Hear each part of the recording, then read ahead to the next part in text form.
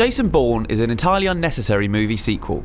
It's not that his return isn't welcome. The CIA operative turned amnesiac turned rogue agent out for revenge is a classic film character. The ultimate anti-hero who, thanks to some superb scripting and the casting of Matt Damon, became so much more than your average celluloid spy.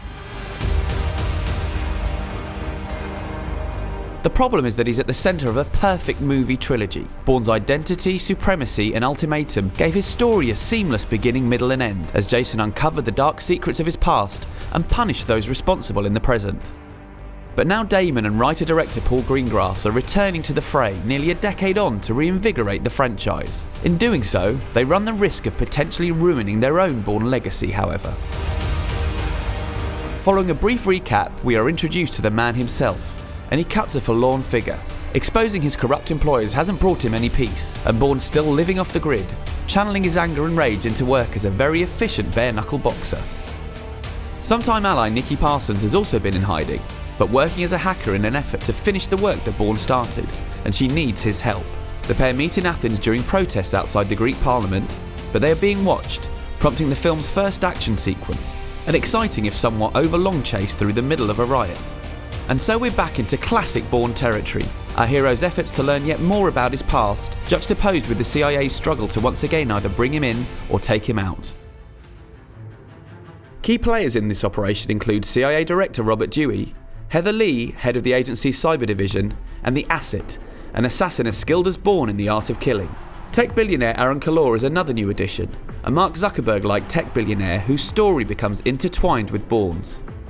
This plot strain brings the series into the modern age, allowing the film to question where we're at in a post-Snowden, post-WikiLeaks world. But it's just about all that's new and fresh in Jason Bourne, with much of the film feeling all too familiar. The locations are exotic, from Berlin and Reykjavik to London and Las Vegas. But watching the title character dash through airports and train stations in those cities triggers a definite sense of déjà vu. As Dewey, Tommy Lee Jones delivers the irate, no-nonsense performance that Tommy Lee Jones always delivers. But the character is really not all that different to the CIA suits that Brian Cox and Chris Cooper played in the previous instalments. And there are a few more interesting actors than Vincent Cassel on screen, but his Asset barely distinguishes himself from the trained killers that Clive Owen, Carl Urban and Edgar Ramirez played in Bourne's 1, 2 and 3. The action is good, with a car chase through the streets of Las Vegas a particular standout, but it's certainly no better than what's gone before, which is a criticism that can be levelled at most aspects of the movie. As for Bourne himself, there are intriguing revelations about the man's past, the kind that give us a better understanding of who David Webb was and why he chose that catastrophic path. But at times it feels like the filmmakers are filling in blanks that don't need to be filled, robbing the character of the mystery and ambiguity of his pre-amnesia days. It certainly ties in thematically with what's gone before and opens the door for what's potentially to come. But do we really need more Jason Bourne? On this evidence, the answer is probably no, the new movie failing to reach the dizzy heights of its predecessors.